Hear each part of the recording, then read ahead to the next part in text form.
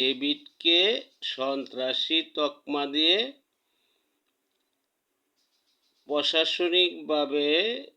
প্রশাসনিক বাহিনী দিয়ে তাকে ক্রসফায়ার দিয়ে দুনিয়ার থেকে সরিয়ে দেয়। তখনই নারায়ণগঞ্জের বিএনপি ভেঙে পড়ে।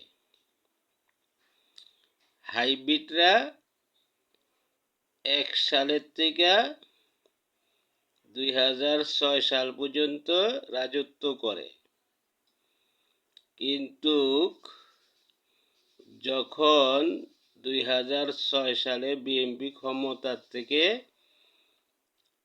ছিটকে পড়ে এবং একাকারর আগমন হয়, তখন আর নারায়ণগঞ্জে এই হাইব্রিড নেতাকর্মীদেরকে খুঁজে পাওয়া যায় নাই এবং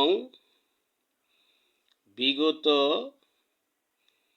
এই ২০০৭ সালের থেকে এই ২৪ সাল পর্যন্ত সাধারণ তৃণমূলের কর্মীরা নেতৃত্ব দেয় এবং জাকির খান আত্মগোপনে থাকলেও তার নির্দেশে নারায়ণগঞ্জে বিএনপির কর্মীরা সংগঠিত হয়ে বিএনপির রাজনীতি ধরে রাখে।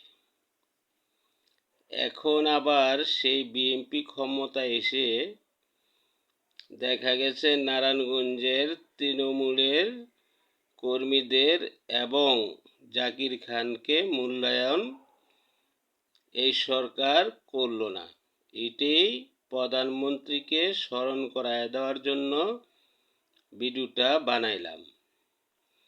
এমন ঘটনা সারা বাংলাদেশেই বিগত আছে।